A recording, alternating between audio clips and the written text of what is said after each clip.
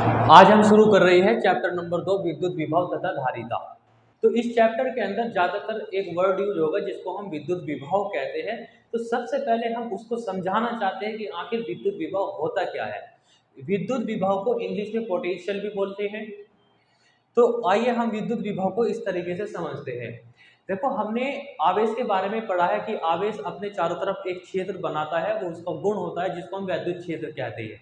इसी तरह से वैद्युत क्षेत्र का भी एक गुण होता है और उसी गुण को हम विद्युत विभव कहते हैं। तो इसको देखिए डिफाइन इस तरीके से करते हैं, जैसे आपके पास ये एक विद्युत क्षेत्र है। तो इस विद्युत क्षेत्र के भीतर अगर मैं किसी आवेश को यहाँ पर रख देता हूँ, इस वाली लोकेशन पर रख देता हूँ, तो वो विद्युत आवेश उस एनर्जी को प्राप्त कर लेता है। मान लीजिए वो एनर्जी आती है उसके पास 20 जूल। अगर मैं उसी आवेश को इस लोकेशन पर ना रखकर इस वाली लोकेशन पर रखता हूं, तो वही आवेश उस एनर्जी को प्राप्त करता है 30 जूल। तो इस वाली लोकेशन पर 200 जूल अचीव कर रहा है। तो इस वाले स्थान पर आवेश ऊर्जा को इतनी प्राप्त करता है और इस वाले स्थान पर वही आवेश इतनी ऊर्जा को प्राप्त करता है। तो हमें क्या देखने को मिल रहा है कि इस विद्युत क्षेत्र में अलग अलग स्थान पर आवेश रखने से अलग अलग ऊर्जा प्राप्त करता है। तो ये जो ऊर्जा प्राप्त करने की उसकी क्षमता है, विद्युत आवेश के प्राप्त करने की जो ये ऊर्जा क्षमता है, उसी को हम विद्युत विभव कहते हैं। जैसे मैंने अगर किसी एक आवेश को इस वाले बिंदु पर रख दिया है और वो ऊर्जा प्राप्त कर लेता है 200 जूल, तब मैं कहूँगा कि इस वाले बिंदु का विद्युत विभव 200 जूल है। अगर मैं इस वाले स्थान पर उसी आवेश को रखता हूँ और वो ऊर्जा को प्राप्त करता है 300 जूल, तो मैं कहूँगा कि इस वाले स्थान का जो विभव है वो 300 जूल है। यानी कि जो विद्युत विभव होता है एक स्थान से जुड़ा हुआ होता है, अलग अलग स्थान पर अलग अलग ऊर्जा प्राप्त होती है। तो ये ऊर्जा प्राप्त करना, किसी आवेश द्वारा किसी स्थान पर ऊर्जा को प्राप्त करना ही विद्युत विभव कहलाता है। इसको हम अपने डेली लाइफ में भी समझ सकते हैं। जैसे हमने एक स्टेशनरी का बॉक्स बनाया, एक स्टेशनरी शॉप खोलनी है हमें, तो मैं आपको एडवाइस करता हूँ कि आप अपनी स्टेशनरी शॉप को स्कूल के पास खोलिए। वहां से आपको अच्छा पोटेंशियल मिलेगा। पोटेंशियल मतलब विभव, वहां से अच्छा पोटेंशियल मिलेगा, वहां से इनकम ज्यादा होगी। अगर मैं ये कहता हूं कि उसी शॉप को, उसी स्टेशनरी शॉप को 5 किलोमीटर दूर खोलिए, स्कूल से 5 किलोमीटर दूर खोलिए, तो वहां से आपको इनकम तो होगी लेकिन बहुत कम होगी। तब मैं ये कहूंगा कि जो स्कूल से 5 किलोमीटर का डिस्टेंस है, जो 5 किलोमीटर दूर आपने दुकान खोली है, वहां का पोटेंशियल अच्छा नहीं है, वहां से आपको इनकम नहीं हो रही।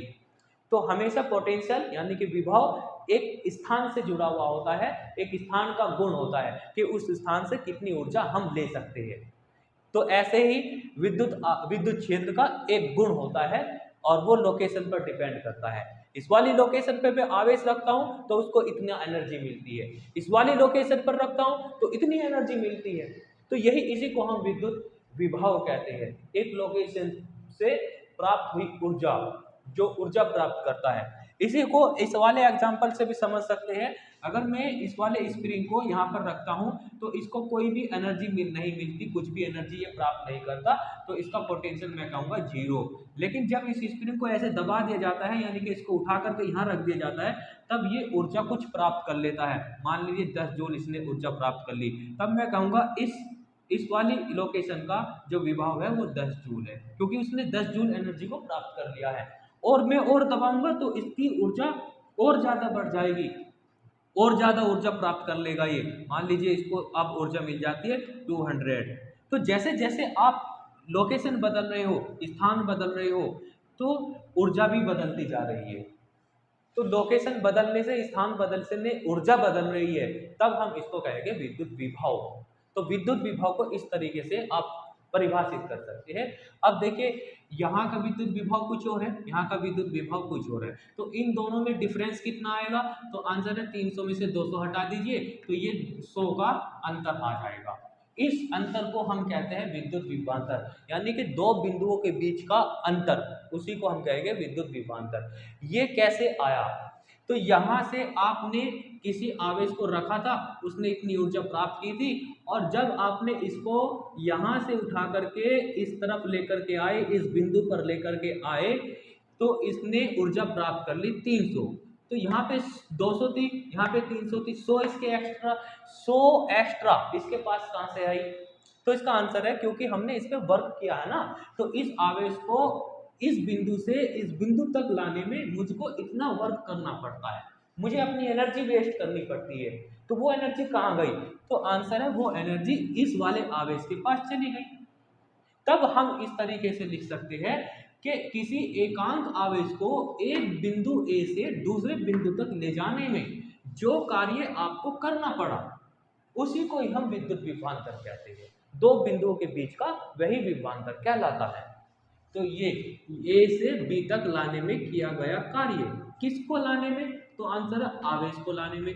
इसका हमने नाम रख रखा है क्यू नोट का, एकांक धन परीक्षण आवेश। तो एकांक धन परीक्षण आवेश को, क्योंकि ये तो एक हो गया, ये डब्ल्यू हो गया, तो एकांक धन परीक्षण आवेश को लाने में जो कार्य आपको करना पड़ा उसी को हम विद्युत विभवांतर कहते हैं। मान लीजिए यहाँ का विभवांतर आपका ये ए है, वी ए है, और यहाँ का विभवांतर वी बी है, तो इसको इसमें से घटा दीजिए, तो ये V B minus V A, विद्युत विभवांतर को हम V से प्रदर्शित करते हैं। तो ये आया आपका इन दोनों बिंदुओं के बीच का अंतर, इसको हम कहते हैं विद्युत विभवांतर। एकांक धन परीक्षण आवेश को दूसरे बिंदु तक लाने में किया गया कार्य ही विद्युत विभवांतर कहलाता है। तो हमेशा विद्युत विभवांतर आप ध्यान रखना, ये एक स्थान से जुड़ा हुआ होता है, लोकेशन से लिंक रहता है, और हमेशा ये दो बिंदुओं का होता है। विद्युत विभव एक बिंदु पर नहीं होता, दो बिंदुओं का होता है, इसलिए हम विभवांतर वर्ड यूज करते हैं। फिर भी अगर हम किसी एक बिंदु का विभव बताना चाहे कि भाई एक पॉइंट का, एक बिंदु का कितना विभव होगा, तब फिर हमें ये माइनस खत्म करना पड़ेगा, यानी कि इसको जीरो करना पड़ेगा, तब आपके पास ये एक पॉइंट बचेगा वीबी, तब हम इसको बोल सकते हैं विभव। तो इसको कैसे जीरो कर सकते हैं? तो इसको जीरो ऐसे कर सकते हैं, क्योंकि अनंत पर विद्युत विभव कितना लिया जाता है? अनंत पर जो विद्युत विभव लिया जाता है वो जीरो लिया जाता है। इसको नोट कर करके लिख सकते हैं हम कि अनंत पर विद्युत विभव का मान जीरो लिया जाता है। तो यहां से अगर किसी एक आवेश को ऐसे उठा करके मैं यहां पर लाता हूं, तब विद्युत विभवांतर कितना होगा? तो आंसर है इसके इस यहां तक लाने में जितना आपने कार्य किया, तो यहाँ पे इसका विभवांतर मान लीजिए वीबी हो जाता है, तो इस विभवांतर को अनंत के विभवांतर से हटा दीजिए।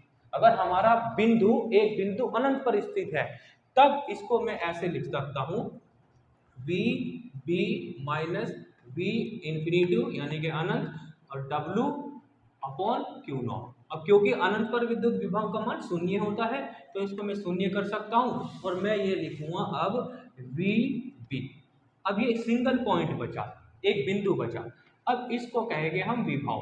किसका विभव? इस बिंदु बी का विभव, यहाँ का।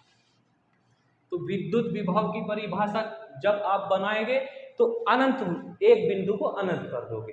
किसी एकांक धन परीक्षण आवेश को अनंत से विद्युत क्षेत्र के भीतर किसी बिंदु तक लाने में किया गया कार्य ही विद्युत विभव कहलाता है। और दो बिंदुओं के बीच, तो ए से बी तक लाने में किया गया कार्य तो विभवांतर, अनंत से किसी बिंदु तक लाने में किया गया कार्य विभव। ये दोनों में डिफरेंस होता है।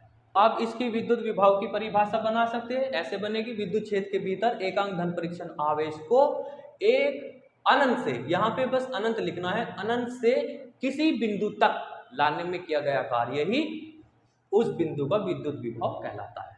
इसको हम प्रदर्शित करते हैं V से, इसका नोटेशन हमने V बनाया। अब इसके बात कर लेते हैं मात्रक की, कि इसका मात्रक क्या होता है। तो इसका मात्रक होता है, यहाँ से हम मात्रक बना सकते हैं विभव का। देखो विभवांतर और विभव दोनों एक ही चीज है, इनके अलग अलग मात्रक नहीं होंगे, ये विभवांतर है, ये विभव है। तो इसका मात्रक क्या है? W, W एक एनर्जी है, कार्य का मात्रक होता है जूल, तो ये मात्रक हो गया इसका जूल, और नीचे है आवेश, और आवेश का मात्रक होता है कूलम, तो ये इसका मात्रक हो गया जूल पर कूलम। दूसरा इसका मात्रक होता है वोल्ट, क्योंकि वोल्ट में सबसे ज्यादा इस पे वर्क किया है, तो विभवांतर का मात्रक या विभव का मात्रक दूसरा वोल्ट होता है। अगर मैं इसकी विमा की बात करता हूं तो विमा भी लिख लेते हैं। विमा होती है इसकी ml² t-3 a-1। ये विमा कैसे बनाएंगे हम? भाई ऊपर इसकी विमा रखेंगे, देखिए यहाँ पर मैं बना देता हूँ विमा कैसे बनेगी। कार्य की विमा क्या होती है? ml² t-2, और आवेश की विमा होती है at 80। अब ये दोनों ऊपर चले जाएंगे तो ये आपका बन जाएगा, ये बन जाएगा ml² t, एक ये -2 है, ये प्लस का है, ऊपर जाके माइनस का हो जाएगा तो ये -3 हो जाएगी टोटल, ये भी a -1 ऊपर हो जाएगा। तो इसकी भी मैं इस तरीके से बन जाएगी। बेसिकली हम डायरेक्ट इसको याद रखेंगे। आई होप ये आपकी समझ में आ गया होगा। तो 1 वोल्ट किसको कहते हैं, उसको हम परिभाषित करना चाहते हैं, तो इसको हम परिभाषा अपने फॉर्मूले से हम बना सकते हैं।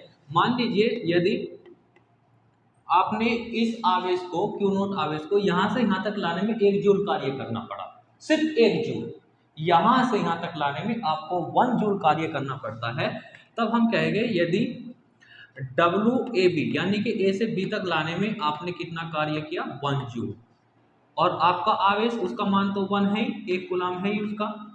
अगर 1 कूलाम आवेश को एक बिंदु से दूसरे बिंदु तक लाने में 1 जूल कार्य करना पड़े, तब मैं अपने फॉर्मूले में क्या लिखूंगा, VB minus VA equal to W की वैल्यू कितनी 1 और Q की वैल्यू भी कितनी 1, 1 से 1 कैंसिल हुआ, कितना आया 1, और ये क्या है विभवांतर, और विभवांतर का मतलब क्या है वोल्ट, तो ये बना आपका 1 वोल्ट।